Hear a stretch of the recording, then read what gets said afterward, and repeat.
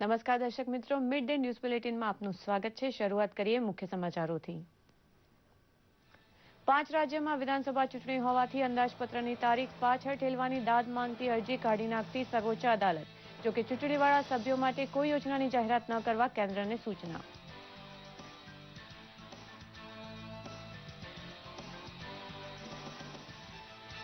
ઉત્તર પ્રદેશમાં પ્રથમ ચરણની 73 બેઠક માટે ઉમેદવારી પત્ર ભરવાનો આજે છેલ્લો દિવસ. 11 ફેબ્રુઆરીએ યોજાશે મતદાન. ત્રીજા ચરણના મતદાન માટે અધિસૂચના થઈ જાહેર.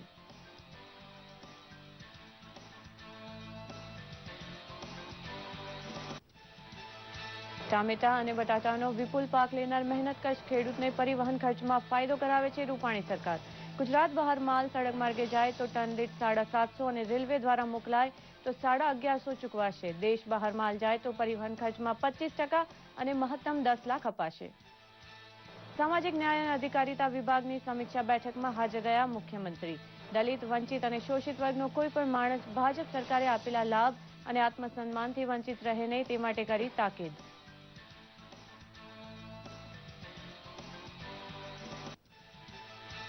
આકાશવાણીના FM પ્રસારણ સાથે વિવિધ ભારતીની મનોરંજન સેવાનો કચ્છમાં થયો પ્રારંભ.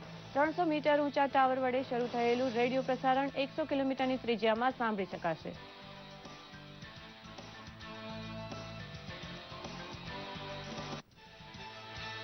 પ્રજાસત્તાક દિને 49 કર્મયોગીઓને પ્રશંસનીય વિશિષ્ટ સેવા બદલ મુખ્યમંત્રીના હસ્તે એનાયત થશે ચંદ્રકો.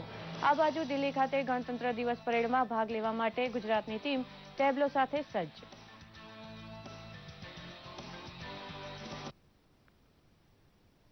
સમાચાર વિગતવાર.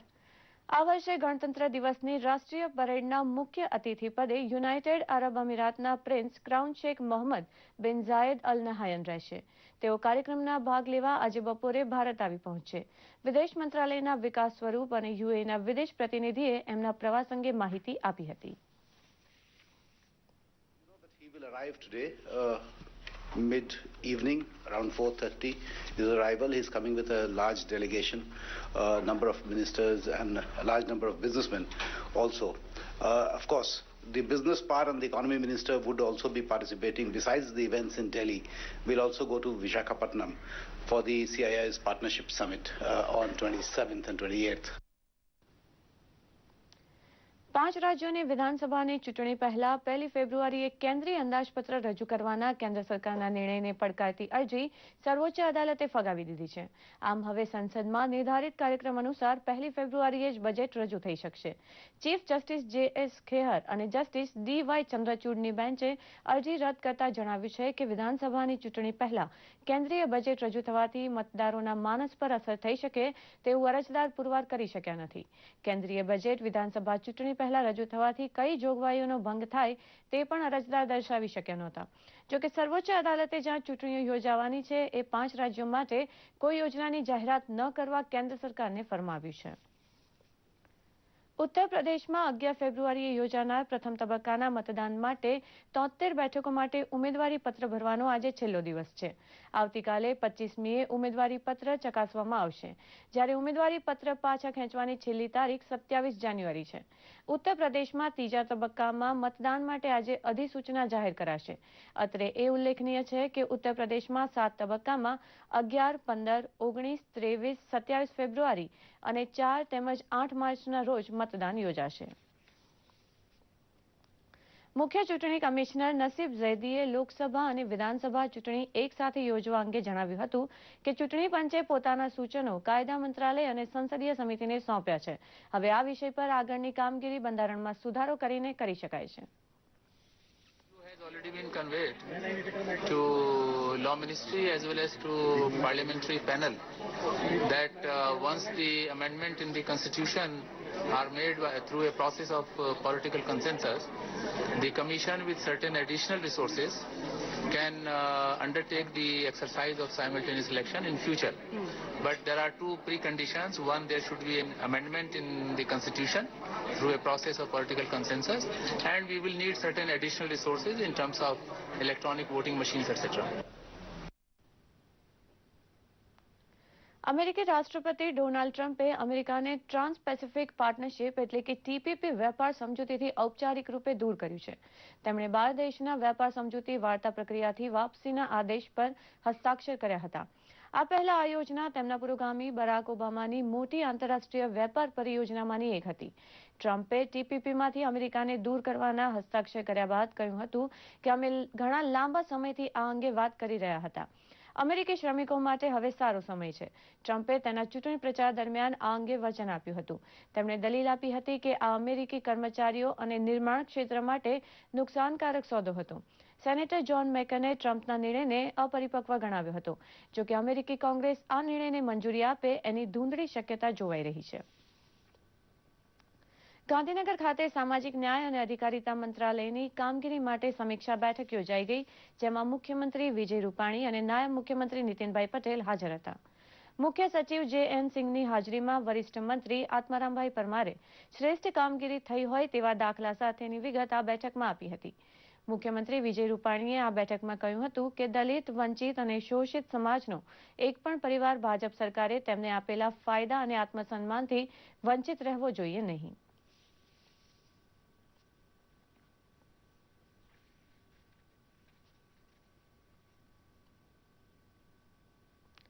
ટામેટા અને બટાટા વિપુલ પ્રમાણમાં પકવી કાબેલિયત સાબિત કરનાર ખેડૂતને રૂપાણી સરકાર મદદગાર સાબિત થઈ છે.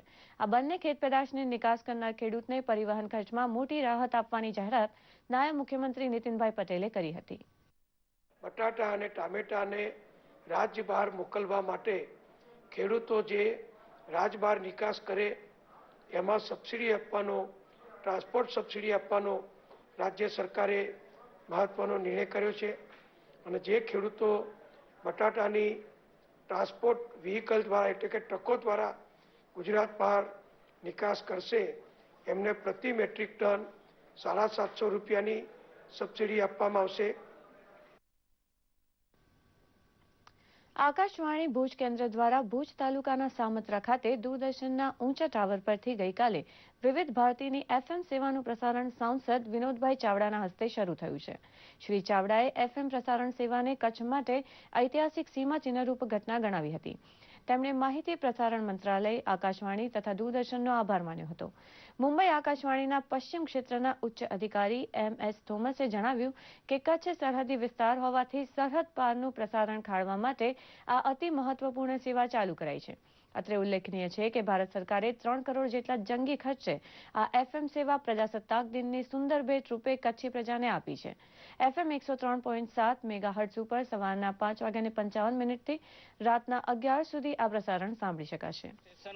અહીં સુવિધા ઉપલબ્ધ કરવામાં આવી છે અને એનું ઉદ્ઘાટન કરવામાં આવ્યું છે. ત્યારે આ FMની સુવિધા કચ્છ જિલ્લાના 100 કિલોમીટર કરતાં વધારે એરિયાની અંદર આનો લાભ પહોંચશે અને અનેક લોકો આના મનોરંજનના માધ્યમથી પોતે આનો લાભ લેવાના છે. ત્યારે આ કચ્છ જિલ્લા માટે ખૂબ આનંદની વાત છે.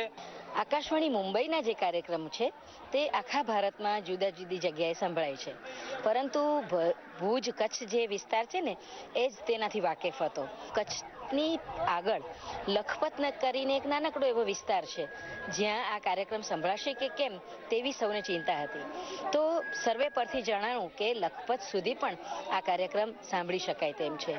તો મોબાઈલમાં પણ તમે આકાશવાણી FMનું ભુજ કેન્દ્ર સાંભળી શકશો. 26મી જાન્યુઆરી પ્રજાસત્તાક દિવસે લાંબી પ્રશંસનીય વિશિષ્ટ સેવા બદલ 49 કર્મચારીઓને મુખ્યમંત્રીના હસ્તે ચંદ્રક એનાયત કરવામાં આવશે. આ ચંદ્રક વિજેતાઓમાં હોમગાર્ડના 30, બોર્ડર વિંગ હોમગાર્ડના 5, નાગરિક સંરક્ષણના 4 તથા ગ્રામ રક્ષક દળના 10 કર્મયોગીઓનો સમાવેશ થાય છે.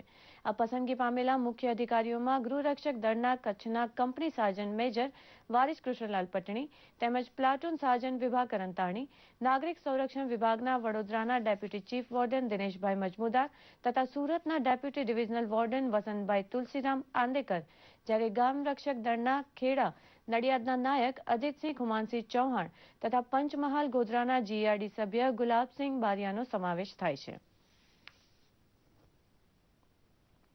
આ બાજુ દિલ્હીના રાજપથ માર્ગ પરથી પ્રજાસત્તાક દિને દબદબાભેર પસાર થનાર રાષ્ટ્રીય પરેડમાં રજૂ કરવામાં આવતા ટેબ્લો આકર્ષણનું કેન્દ્ર બને છે, ત્યારે સમગ્ર દેશને આકર્ષવા ટીમ ગુજરાત પણ તડામાર તૈયારીઓ કરી રહી છે.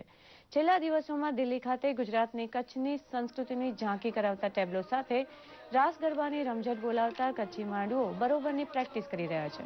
ઉલ્લેખનીય છે કે આ વખતના ગુજરાતના ટેબ્લોમાં આ વખતે આગળના ભાગે કચ્છી ભરત કરતી મહિલાને આબેહૂબ રીતે પ્રદર્શિત કરવામાં આવી છે અને ટેબ્લોના પાછળના ભાગમાં મોતી ભરતકામ કરતા કચ્છી કલાકારો, કચ્છી ભરતકામથી શણગારાયેલું ઊંટ, રોગનકળા, કચ્છનું પરંપરાગત નિવાસસ્થાન ભૂંગો, કચ્છની વિવિધ કલા કસબની સજાવટ સાથે આબેહૂબ રીતે પ્રદર્શિત કરવામાં આવ્યા છે.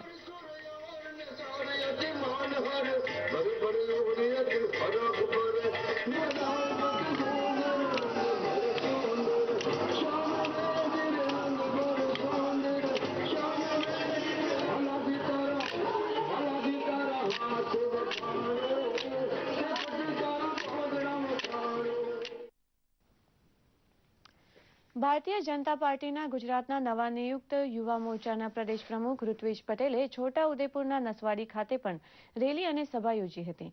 નર્મદા જિલ્લા બાદ મોડી સાંજે છોટા ઉદેપુર જિલ્લાના નસવાડી ખાતે આવી પહોંચ્યા હતા. પહેલા નસવાડી નગરમાં રેલી યોજી ત્યારબાદ સભાને સંબોધન કર્યું હતું. ઋત્વિજ પટેલે પોતાના ઉદબોધનમાં કોંગ્રેસ ઉપર આકરા પ્રહારો કર્યા હતા અને ગુજરાત જેમ આદિવાસી વિસ્તાર એવા છોટા ઉદેપુર જિલ્લાને પણ કોંગ્રેસ મુક્ત કરવાનું આહવાન કર્યું હતું.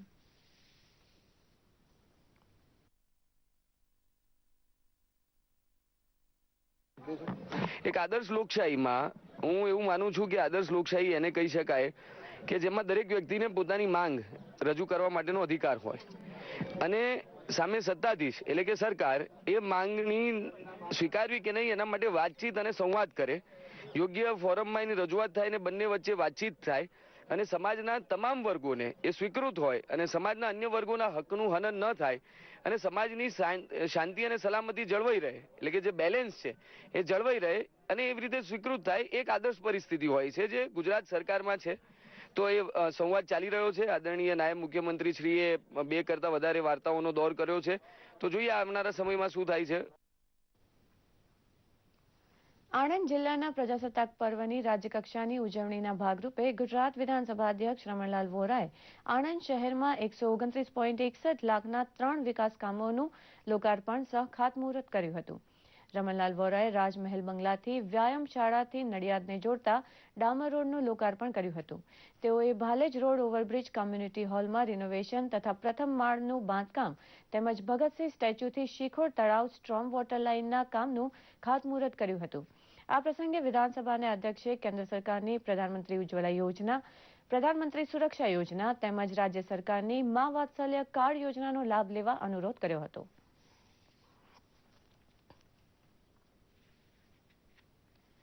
નેશનલ કેરિયર સર્વિસ યોજના હેઠળ પંચમહાલ તથા દાહોદ રોજગાર કચેરી દ્વારા બેરોજગાર શિક્ષિત યુવાન યુવતીઓને રોજગારી અપાવવા કનોડ ગામે મેગા જોબ ફેર રોજગાર મેળાનું આયોજન કરવામાં આવ્યું હતું. આ મેળામાં વિવિધ 15 જેટલી કંપનીઓએ ભાગ લીધો હતો. રોજગાર મેળામાં કંપનીના અધિકારીઓએ રોજગાર વાંચુક ઉમેદવારોના ઇન્ટરવ્યૂ લઈને તેમને નિમણૂક પત્રો આપ્યા હતા. આ મેળામાં આવેલા 2000 ઉમેદવારોમાંથી 1170 જેટલા ઉમેદવારોને તેમના શિક્ષણ અને લાયકાત મુજબ નોકરી મળી હતી. આ કાર્યક્રમમાં પંચમહાલ જિલ્લાના સાંસદ પ્રભાતસિંહ ચૌહાણ ખાસ હાજર રહ્યા હતા. રોજગાર વાંચુઓને જે નોકરી પૂરી પાડવાના ઉમદા હેતુથી નેશનલ કેરિયર સર્વિસ સેન્ટર હેઠળ આપણને આ 1.5 મહિનામાં અમે જુદી જુદી કંપનીઓની મુલાકાત લઈને લગભગ 1100 જેટલી નોકરીઓ જગ્યાઓ મેળવવાની કોશિશ કરવામાં આવી હતી અને લગભગ 15 જેટલા નોકરીદાતાઓને અત્યારે આપણે અહીંયા હાજર રાખ્યા છે. આથી સરકારશ્રીની આવી અમુક જે જાહેરાતો પડે છે એમાં તમામ મિત્રોને વિનંતી છે કે આવા મેળામાં ભાગ લો, જેથી આપણા દેશમાં જે બેરોજગારી છે તેનું પણ પ્રમાણ ઓછું થાય. આઈટીઆઈ પર્સન્સની વેકેન્સી જે છે અમારા કંપનીમાં ડિફરન્ટ કેટેગરીમાં ફિટર છે, ઇલેક્ટ્રિશિયન છે, એમાં બહુ સારો એવો પ્રતિસાદ છે. લગભગ એમાંથી અમે 80 જેવા આઈટીઆઈ લઈ લીધા છે. જામનગર જિલ્લાના ચેલા ગામ પાસે મેર જ્ઞાતિના ખેડૂત પરિવારે દાડમની ખેતી કરી બાગાયત પાકમાં ક્રાંતિકારી સિદ્ધિ મેળવી છે. ખેડૂત કરસનભાઈ ભૂતિયાએ 45 વીઘા જમીનમાં નાસિકથી ભગવો સિંદૂરી દાડમનું બિયારણ ખરીદી 27 મહિના પહેલા વાવેતર કર્યું હતું. દેશી ખાતરનો ઉપયોગ કરી ટપક સિંચાઈ પદ્ધતિથી એકાંતરા 3 કલાક પાણી આપવામાં આવતું હતું. 27 મહિનાની મહેનત બાદ 45 વીઘામાં 70 ટન દાડમનો ઉતારો થયો છે. આ દાડમનું ફળ એકદમ મોટું, આશરે 500 ગ્રામ વજનનું, લાલ ચટક તેમજ સ્વાદમાં મીઠું હોય છે. આ માતબર પાક અન્ય ખેડૂતો માટે પ્રેરણાદાયી બન્યો છે. આ દાડમની વિશેષતા એ છે કે તેમાં રોગ આવતો નથી અને બાગાયત ખેતી માટે રાજ્ય સરકાર સબસિડી સહિત પ્રોત્સાહિત આપવામાં આવે છે. પાક 45 વીઘામાંથી થયો છે અને 27 જ મહિનાના ટૂંકા સમયમાં, એટલે બહુ જ સારું કહેવાય. અને ખેતીમાં આનાથી સારો પાક આજે જ્યારે મગફળીઓમાં મૂંડો આવે છે અને કપાસની ઈડ આવે છે, ત્યારે જો દાડમ તરફ વળીએ તો બાગાયતમાં જબરો ફાયદો છે. આજના યુગમાં બાગાયત તરફ જે ખેડૂત વળશે તો એને મોટામાં મોટો ફાયદો છે. કપાસ અને મગફળી કરતાં દાડમ છે 100 ગણા સારા છે. અત્યારે દાડમમાં મોટામાં મોટો બેનિફિટ એ છે કે તમે દાડમની ખેતી કરો ટપક પદ્ધતિથી, અને એક તો પાણીનો મોટામાં મોટો બચાવ છે. અત્યારે કે હું આ 40 થી 45 વીઘાના દાડમ છે, એમાં એક દિવસે ફક્ત 3 કલાક જ પાણી આપું છું. રાજ્યમાં સૌપ્રથમ મહિલા દૂધ ઉત્પાદન સંઘ મયુર ડેરી નામથી કાર્યરત છે. મહિલાઓ પશુપાલન અને શ્વેત ક્રાંતિ થકી સ્વનિર્ભર બને તેવા ઉમદા હેતુ સાથે શરૂ થયેલી ડેરીને મુખ્યમંત્રી દ્વારા ₹66 લાખનું દાન આપ્યું હતું. મોરબી જિલ્લાના મહિલા દૂધ ઉત્પાદક સંઘના પ્રથમ પ્રમુખ હંસાબેન વડાલિયાએ કામગીરીના પ્રગતિ અહેવાલ સભાસદોની સભામાં રજૂ કર્યો હતો. મોરબી જિલ્લામાં 150 દૂધ સમિતિમાંથી 100 દૂધ સમિતિ દ્વારા દૈનિક 55,000 લીટર દૂધ આ ડેરીને મળે છે. આ દૂધ ઉત્પાદન સંઘ દ્વારા પશુપાલન થકી મહિલાઓ પગભર બને તે માટે ડેરીના વહીવટકર્તાઓ દ્વારા SBI બેંક સાથે નાબાર્ડ પેટર્નથી વિશેષ MOU કરીને પશુપાલકો માટે સસ્તા દરે લોન મળે તેવી ગોઠવણી કરી છે. જે રજૂઆતો કરી અને જે મહિલા દૂધ ઉત્પાદક સંઘે જે જાગૃતિ દર્શાવી, એના કારણે 5% વ્યાજ સહાય નાબાર્ડની પેટર્ન પર મળી શકશે. જે ધિરાણ થશે એના પર આ સહાય બહેનોને મળશે. અમદાવાદમાં 25 થી 29 જાન્યુઆરી દરમિયાન ઓલ ઇન્ડિયા ગાયનેક કોન્ફરન્સ યોજાનાર છે, જે હેઠળ ગઈકાલે ગાયનેક સોસાયટી દ્વારા નારી જાગૃતિ પ્રશિક્ષણ શિબિર યોજાઈ ગઈ. આ શિબિરનો ઉદ્દેશ દેશમાં સ્ત્રીઓને થતા સ્તન કેન્સર, ગર્ભાશયના કેન્સર વિશે લોકોમાં જાગૃતિ સાથે સાચી સમજ આપવાનો છે. દેશમાં ગર્ભાશયના કેન્સરથી વર્ષે 75,000, જ્યારે સ્તન કેન્સરથી 50,000 મહિલાઓના મૃત્યુ થાય છે. આ રોગની ખબર પ્રાથમિક તબક્કામાં થાય તો આ રોગને સારવાર દ્વારા મટાડી શકાય છે. આ શિબિરમાં ડોક્ટર હેમંત ભટ્ટ, ડોક્ટર હેતલ આચાર્ય તથા ડોક્ટર DG વિજય દ્વારા ભાગ લેનાર 800 થી વધુ મહિલાઓને માર્ગદર્શન અપાયું હતું. આપણા દેશમાં બહેનો અને દીકરીઓ માટે 2 જ કેન્સર સૌથી વધારે જીવલેણ છે. એક બ્રેસ્ટ કેન્સર અને એક ગર્ભાશયનું કેન્સર. ગર્ભાશયના કેન્સરના લીધે દર વર્ષે 75,000 કરતાં માતાઓ પોતાનો જીવ ગુમાવે છે. 50,000 કરતાં વધુ બહેનો બ્રેસ્ટ કેન્સરના લીધે પોતાનો જીવ ગુમાવે છે. અને આ બંને કેન્સર એવા છે કે માત્ર નાની તપાસથી પણ એ કેન્સરને બહુ જ પ્રાથમિક તબક્કામાં આપણે ડાયગ્નોઝ કરી શકીએ છીએ, તેનું નિદાન કરી શકીએ છીએ. અને જો તેની વેળાસર સારવાર કરવામાં આવે તો 110% આપણે આ બધા જ માતાઓ અને બાળકોના જીવને બચાવી શકીએ છીએ. ગર્ભાધાન સંસ્કાર એ એક પ્રાચીન વૈજ્ઞાનિક પ્રક્રિયા છે. ગુજરાતમાં આ વિશે ખૂબ જ જાગૃતિ લાવવી જરૂરી છે. જો કે વિદેશોમાં વધારે જાગૃતિ છે, પણ આપણા દેશમાં અને ગુજરાતમાં ધીમે ધીમે જાગૃતિ આવતી જાય છે. પણ આ વિષયને આપણે કેમ કોઈ પણ ખેતી માટે બિયારણોની નસ્લ સુધારવા માટે મહત્વ આપતા હોઈએ છીએ, પ્રાણીઓની નસ્લ સુધારવા માટે મહત્વ આપતા હોય છે, નવા નવા મશીનો વિકસાવતા હોય છે, પણ મશીન્સને અને ટેકનોલોજીને વિકસાવનાર મનુષ્ય કે એની ગુણવત્તા અને એના બીજની શુદ્ધિ કે એના બીજની ગુણવત્તા ઉપર ભાર આપવા માટે થોડું જાગૃત થવાની જરૂર છે. ભારત સરકારના નીતિ આયોગ દ્વારા 15 વર્ષનું વિઝન ડોક્યુમેન્ટ તૈયાર કરવાના ભાગરૂપે દેશની તમામ ગ્રામ પંચાયતો પાસેથી અગ્રતા ધરાવતા કામોની યાદી તૈયાર કરવાની છે. ત્યારે તાપી જિલ્લાની તમામ ગ્રામ પંચાયતોમાં ગ્રામસભા જિલ્લા કલેક્ટરના વડપણ હેઠળ 26 જાન્યુઆરીએ યોજાનાર છે.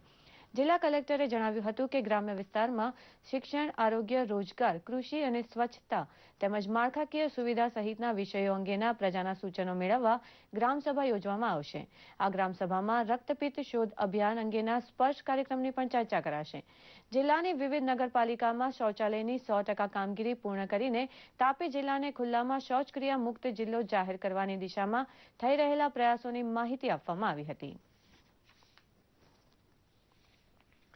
બાપ સ્વામિનારાયણ સંસ્થા સાળંગપુર ખાતે સંસ્થાના વડા મહંત સ્વામીના સાનિધ્યમાં દીક્ષા મહોત્સવ યોજાયો હતો, જેમાં 37 યુવાનોએ ત્યાગશ્રમની દીક્ષા ગ્રહણ કરી હતી.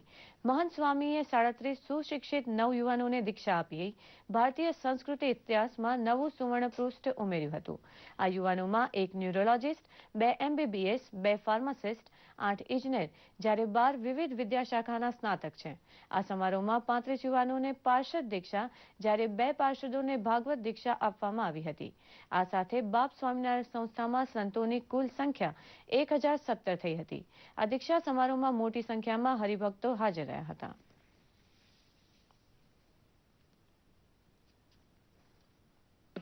જે વ્યક્તિ પોતે સાધુ થાય છે, જે યુવાન પોતે એના અંતરની અંદર એક શુદ્ધ ભાવના છે. પોતાનું શ્રેય તો કરે જ છે, પરંતુ એ પોતે સમાજનું પણ શ્રેય કરે છે. એમ બંને રીતે એટલે આપણને લાભદાયક થાય છે. તો આવી રીતે ભગવાન સ્વામિનારાયણથી ચાલી આવતી આ સંત પરંપરા, એમણે જે પ્રેરિત કરી છે આ સંત પરંપરા, એ આજે પણ આ ગુણાતીત સંત પુરુષો દ્વારા એ પરંપરા જીવંત છે. આ દીક્ષા લીધા પછી એવું લાગે છે જાણે વર્ષો જૂનો બાળપણનો, કદાચ શિશુકાળનો સંકલ્પ આજે પૂરો થયો છે. જ્યારથી યાદ છે ત્યારથી સાધુ થવાની ઈચ્છા હતી અને અત્યંત કૃપા કરીને પરમ પૂજ્ય પ્રમુખ સ્વામી મહારાજ તથા પરમ પૂજ્ય મહંત સ્વામી મહારાજે આજે અમને અહીંયા સ્વીકાર્યા છે. મારા દીકરા પ્રસંગ તે આજે સાધુ થઈ રહ્યા છે અને તેઓ ધર્મ, ભક્તિ, જ્ઞાન અને વૈરાગ એ પૂરી રીતે પાળી શકે અને બીજાને પળાવી શકે અને એકાંતી ધર્મ સિદ્ધ કરે અને દુર્ગુણો અને વ્યસનથી માણસોને દૂર કરે. એમાં હું રાજીને રાજી છું. અને મને એટલો બધો આનંદ થાય છે કે પ્રમુખ સ્વામી મહારાજમાં જેને સુખ મળતું હતું એટલું અત્યારે અમને મહંત સ્વામીમાં સુખ મળી રહ્યું છે. આણંદમાં રાજ્યકક્ષાના પ્રજાસત્તાક પર્વની ઉજવણીના ભાગરૂપે વિદ્યાનગર ખાતે સ્વચ્છતા, સાક્ષરતા અને ગુણવત્તાયુક્ત શિક્ષણ અંગેની ચિંતન શિબિરને ખુલ્લી મૂકતા શિક્ષણ મંત્રી ભૂપેન્દ્રસિંહ ચુડાસમાએ પ્રાથમિક શિક્ષકોને આત્મીયતાના ભાવ સાથે બાળકોને ગુણવત્તાયુક્ત શિક્ષણ આપવાનો અનુરોધ કર્યો હતો. તેમણે બાળકોને સર્વાંગીણ શિક્ષણ આપવાની જરૂરિયાત ઉપર ભાર મૂક્યો હતો. ભૂપેન્દ્રસિંહે સરકારી શાળાઓમાં શ્રેષ્ઠતમ શિક્ષકોની ભરતી કરવામાં આવી છે તેમ કહી આધુનિક અને પરિવર્તન પામતા યુગમાં શિક્ષકોએ સુસજ્જ બની સ્પર્ધાત્મક યુગમાં ખાનગી શાળાઓ જેવું ગુણવત્તાલક્ષી શિક્ષણ સરકારી શાળામાં મળે તે માટે સંકલ્પબદ્ધ થવા હાકલ કરી હતી. રાજ્યમંત્રી રોહિતભાઈ પટેલે સ્પર્ધાત્મક યુગમાં હરીફાઈ સામે ટકવા શિક્ષકોએ સજ્જતા સાથે બાળકોને ગુણવત્તાસભર શિક્ષણ આપવા જણાવ્યું હતું. આ કાર્યક્રમમાં આર્થિક સહયોગ આપનાર દાતાઓનું બહુમાન અને તેજસ્વી બાળકોનું સન્માન કરાયું હતું. આણંદમાં પ્રજાસત્તાક પર્વની રાજ્યકક્ષાની ઉજવણીના ભાગરૂપે આદિજાતિ વિકાસ મંત્રી ગણપતભાઈ વસાવાએ ઉમરેઠ તાલુકાના ભાલેજ, ભાટપુરા, જાખલા અને ઉમરેઠ ખાતે ₹19.50 લાખના 11 વિકાસ કામોનું લોકાર્પણ સહ ખાતમુહૂર્ત કર્યું હતું. મંત્રીએ ભાટપુરામાં 65 લાખના ખર્ચે નિર્માણ થયેલ સરકારી માધ્યમિક શાળાનું લોકાર્પણ કર્યું હતું. મંત્રીએ જણાવ્યું હતું કે રાજ્ય સરકારે દરેક સમાજનો સામાજિક અને આર્થિક વિકાસ થાય તે દિશામાં સર્વગ્રાહી પ્રયાસો હાથ ધર્યા છે. સરકારે ગ્રામીણ વિકાસને પ્રાધાન્ય આપી ગામડાઓમાં પાયાની અને માળખાગત સુવિધાઓ ઊભી કરી હોવાનું પણ એમણે ઉમેર્યું હતું. તેઓએ યુવા પેઢીને વ્યસનમુક્ત સમાજ રચવા માટે આહવાન કર્યું હતું.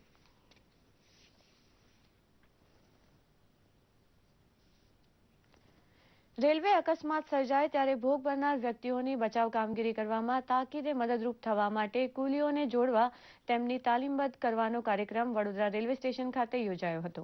રેલવે સ્ટેશન ખાતે મોટી સંખ્યામાં કુલીઓ હાજર હોય છે.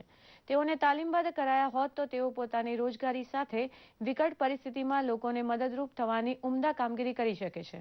આ માટે રેલવે તંત્ર, જિલ્લા ઇમરજન્સી ઓપરેશન સેન્ટર અને ફેથ ફાઉન્ડેશન દ્વારા 2 દિવસીય તાલીમ કાર્યક્રમ યોજાયો હતો, જેમાં કુલીઓએ મોટી સંખ્યામાં હોંશભેર ભાગ લીધો હતો.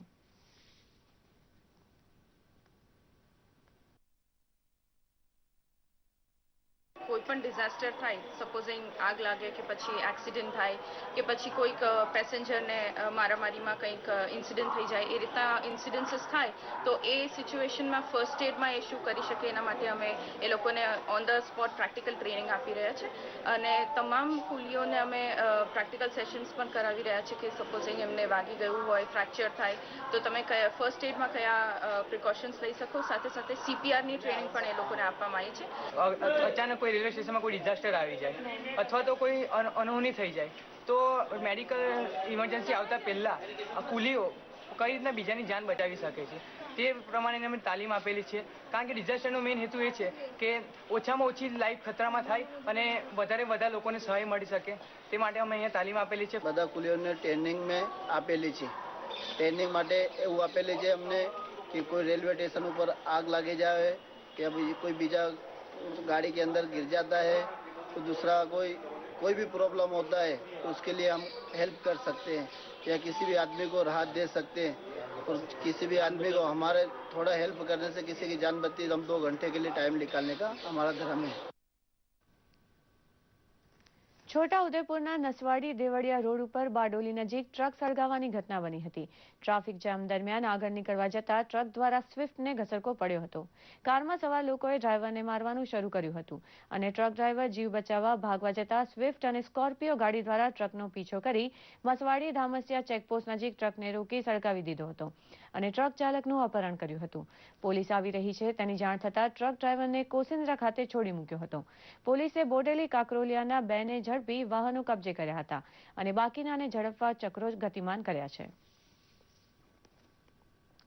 જૂનાગઢના સાંપ્રત એજ્યુકેશન ટ્રસ્ટ દ્વારા દિવ્યાંગ બાળકો માટે ચાલતા ટ્રસ્ટમાં તૈયાર કરાયેલા ડાઇનિંગ હોલનું લોકાર્પણ કરવામાં આવ્યું હતું. PGVCL સ્ટાફ તથા અન્ય સંસ્થાના દાતા દ્વારા એકત્રિત 5,60,000ના ખર્ચે ડાઇનિંગ હોલ તૈયાર કરાયો હતો. આ હોલ તૈયાર કરવામાં યોગદાન આપનાર વિવિધ મહાનુભાવોનું સંસ્થાના પ્રમુખ હિતેશભાઈ પરમારે સન્માન કરીને આભાર માન્યો હતો. PGVCL જૂનાગઢ વર્તુળના ડોક્ટર PN આજકિયાએ જણાવ્યું હતું કે જનસેવા એ જ પ્રમુખ સેવા છે. આ સત્કાર્યમાં અમે સહભાગી બન્યા છે તેની અમોને ખુશી છે.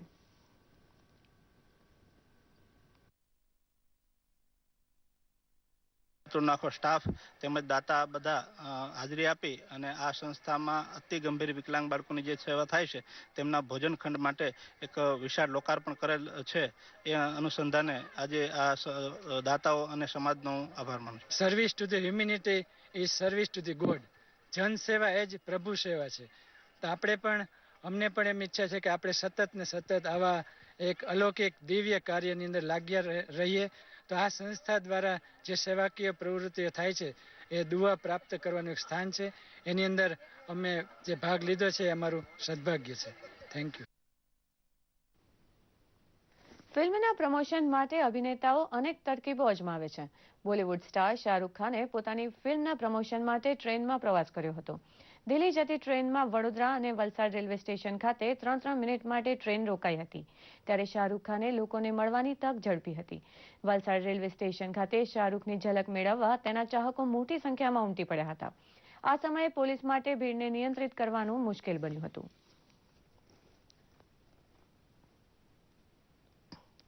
આજે સોશિયલ મીડિયામાં પ્રધાનમંત્રીને વિશ્વ બાળકી દિવસ અંગે ટ્વીટ. આજે ભારતના બંધારણ માટેનો ખાસ ઐતિહાસિક દિવસ અને અમિતાભ તેમજ શાહરૂખ ખાને ટ્વિટર પર કરેલી ટ્વીટ ખૂબ ચર્ચામાં છે. જોઈએ સોશિયલ મીડિયાનો આ રિપોર્ટ.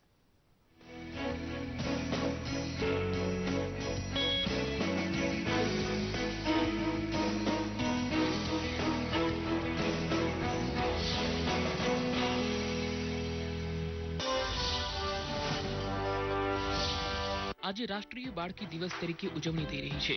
ત્યારે પ્રધાનમંત્રી નરેન્દ્ર મોદીએ ટ્વીટ કરી આજના દિવસે દીકરીઓની સિદ્ધિઓને બિરદાવી હતી અને લખ્યું છે કે વિવિધ ક્ષેત્રોમાં દીકરીઓએ મેળવેલી અસાધારણ ઉપલબ્ધિઓ પર આપણને ગર્વ છે, જે દર્શાવે છે કે હવે દીકરી પ્રત્યે ભેદભાવનો અસ્વીકાર થાય અને દીકરીને પણ સમાન તક મળે તે આવશ્યક છે. પ્રધાનમંત્રીની આ ટ્વીટને અસંખ્ય લાઇક મળી રહી છે. કેન્દ્રીય માહિતી અને પ્રસારણ મંત્રી વેંકૈયા નાયડુએ પોતાના ટ્વિટર પેજ પર જમ્મુ કાશ્મીરમાં ધોરણ 12ની બોર્ડની પરીક્ષામાં જ્વલંત સફળતા મેળવનાર શાહિરા અખ્તરનો લેખ પોસ્ટ કર્યો છે. શાહિરાએ પરીક્ષામાં કુલ 500માંથી 498 માર્ક્સ પ્રાપ્ત કરી રાજ્યનું ગૌરવ વધાર્યું છે. ત્યારે કેન્દ્રીય મંત્રીએ તેને અભિનંદન પાઠવતા ટ્વીટમાં લખ્યું છે કે તમે જમ્મુ કાશ્મીરના યુવાનો માટે પ્રેરણા છો. આ ટ્વીટ ખૂબ જોવાઈ રહી છે. આજે ભારત માટે 24 જાન્યુઆરીનો દિવસ ખાસ છે. આજના દિવસે બંધારણ સભાએ દેશના પ્રથમ રાષ્ટ્રપતિ ડોક્ટર રાજેન્દ્ર પ્રસાદની પસંદગી કરી હતી. બંધારણ સભાએ 24 જાન્યુઆરી 1950ના દિવસે રાષ્ટ્રગીત જન ગણ મણનો સ્વીકાર કર્યો હતો, જેની રચના રવિન્દ્રનાથ ટાગોરે કરી હતી. 26 નવેમ્બર 1949ના દિવસે ભારતના બંધારણનો સ્વીકાર કરાયો હતો. 24 જાન્યુઆરી 1950ના રોજ 284 સભ્યોએ તેના પર હસ્તાક્ષર કર્યા હતા. તેમજ 26 જાન્યુઆરી 1950ના રોજ બંધારણને લાગુ કરવામાં આવ્યું. સોશિયલ મીડિયામાં હવે વધુને વધુ લોકો જોડાઈ રહ્યા છે, ત્યારે અભિનેતા અને નેતાઓના ફોલોઅર્સની સંખ્યા પણ લગાતાર વધી રહી છે. બોલિવૂડ અભિનેતા અમિતાભ બચ્ચને ટ્વીટ કરીને જણાવ્યું છે કે ફેસબુક, ટ્વિટર અને બ્લોગ મળીને કુલ 6 કરોડ લોકો તેમને ફોલો કરી રહ્યા છે. અમિતાભે ટ્વીટમાં પોતાના પ્રશંસકો પ્રત્યે માન અને પ્રેમની લાગણી વ્યક્ત કરી છે, જેને અસંખ્ય લાઇક મળી રહી છે. અભિનેતા શાહરૂખ ખાને 25 જાન્યુઆરીના રોજ રિલીઝ થનાર રહીશ ફિલ્મનું ગુજરાતમાં જબરજસ્ત પ્રમોશન કર્યું છે. શાહરૂખે ટ્રેનમાં પ્રવાસ દરમિયાન સુરતમાં ચાહકોનું અભિવાદન કરતો વિડીયો ટ્વિટર પર શેર કર્યો છે, જે ખૂબ જોવાઈ રહ્યો છે. अब तो सूरत की हवा में रही है, इसको कैसे रोको? बहुत बहुत धन्यवाद Suraj, thank you for all the